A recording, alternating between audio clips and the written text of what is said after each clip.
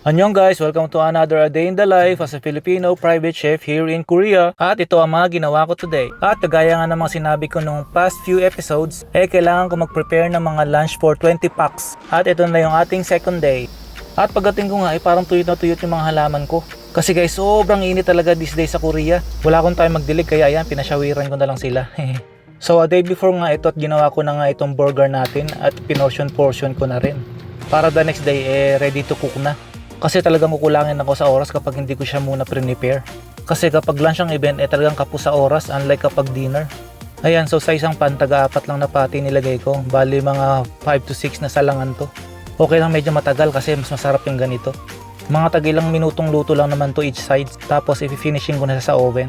And habang nga nagluluto ng burger na yan sinabay ko na itong pag-prepare ng mga essentials ng burger natin. So hiniwa-hiwa ko na yung ating tomato, pickles, onions, and lettuce. Pati yung sauce na rin ng ating burger. Ayan nga at paapat-apat lang tapos sabay balot na. Ayan kapag mag-isa ka lang talagang kailangan magaling ka mag-multitasking. Kaya naman habang nagpiprito, naghihiwa, nag-o-oven ina-arrange yung itong mga burger natin. Kailangan very organized talaga para hindi ka magahol sa oras. Kasi pag nagahol ka sa oras talagang matataranta ka. Tapos magmamadali ka tapos puro palpak-palpak yung gagawin mo. Di gaya ng kapag may pacing ka, easy-easy lang yung paggawa at saka happy. At walang pressure kaya naman ang sasarap ng mga result ng mga ginagawa mo. Ayan na talagang nilakayan ko yung mga burger pati yung french fries natin. Kasi yung unang sinend ko ng mga Philip cheesesteak parang nalilitan sila at parang bitin. Kaya naman itong mga fruits and vegetable pinaghiwa-hiwalay ko na ng cup. Bali ang pinagsama ko lang doon sa box yung burger at saka yung fries. Ewan ko lang hindi pa sila mabusog niyan. Mga foreigner kasi kakain ito kaya ang lalakas talagang kumain ng sandwich. Tapos sinanda ko na rin yung ating coffee at yung ating green mint tea. So bali pang 20 packs din tong mga to. Sa mga next vlog papakita ko sa inyo kung paano ko ginagawa yung mint tea na yan from freshly harvest to drying. And after nyan hinanda ko na rin itong mga cookies natin. Ito at 12 na nga dumating na nga sundo para pick upin yung mga foods. At syempre ito na rin burger yung ginawa kong lunch para sa amo ko, para sa akin at sa mga staff dito. After ko nga mag lunch kailangan ko namang ihanda yung para bukas. At ang menu ko naman bukas chicken kebab. So kailangan ko nang gawin itong tortilla natin para bukas wrap na lang. As usual gagawin ko na naman to from the scratch. At kung gusto nyo matutunan paano gawin to, meron akong recipe dito sa TikTok. At meron din akong recipe dun sa YouTube, mas marami dun. Puntahan nyo at mag-subscribe kayo. Yung mga ginagawa kong recipe dun mga guys, very easy to follow. And then sakto talaga yung mga recipe ko kaya walang palpak kapag ginaya ninyo. Eto nga nilakayan ko ng gusto yung ating tortilla para marami tayong mailagay na fillings. Yan ang kagandahan kapag nag-homemade kayo. Para nasa sa inyo kung anong sizes yung gusto ninyo. Bali 30 pieces nga pala yung mga ginawa ko dito para sa amin na rin yung iba. And then kailangan ko na nga rin i-marinate itong ating chicken para bukas masarap na talaga siya. So ang spices na ginamit ko dito Cajun spices tapos dinamihan ko siya ng ginger powder. Tapos naglagay din ako ng onion powder and garlic powder. Tapos nilagyan ko rin yan ng konting curry powder. Tapos asin paminta and lemon. Ayan at goods na to for tomorrow. 5 PM na nga kaya kailangan ko na rin ihanda yung dinner ng amo ko.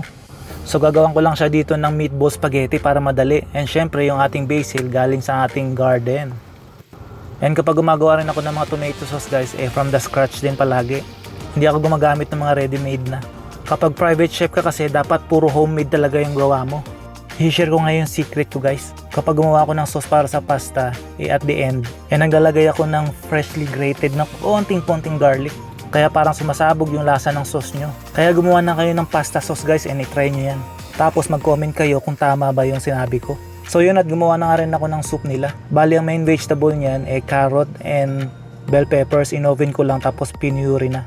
And yun 6 PM na nga. Bilis talaga ng oras and uwian na. At pagdating ko nga ng bahay nagpa-deliver yung wife ko nitong chukpal. Bali ito yung crispy pata namin dito sa Korea mga guys. Pero hindi siya crispy. Ang lasa nito ay parang hawig sa adobo ng mga Bisaya. Ano nga tawag doon? Yung medyo matamis na may star anise. Tapos ito yung sausawan yan guys. Parang alamang na maanghang ganun. Masarap talaga to guys kasi sobrang lambot. Lalo na kapag mayroon kayong beer.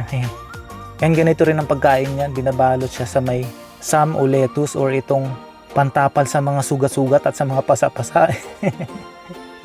Sarap talaga. Grabe.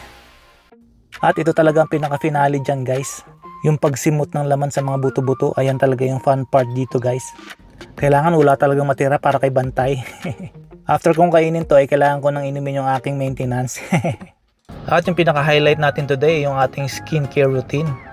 Kasi dahil maghapon tayong nagluluto at nasa harap ng init, kailangan lagi ding fresh yung face natin.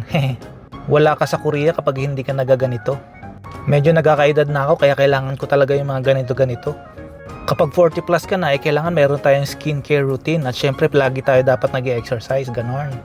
So ayan mga guys, thank you again for watching and I hope nagustuhan nyo yung video natin. Abangan nyo yung next episode natin ha. Hanggang dito na lang muna. Annyeong!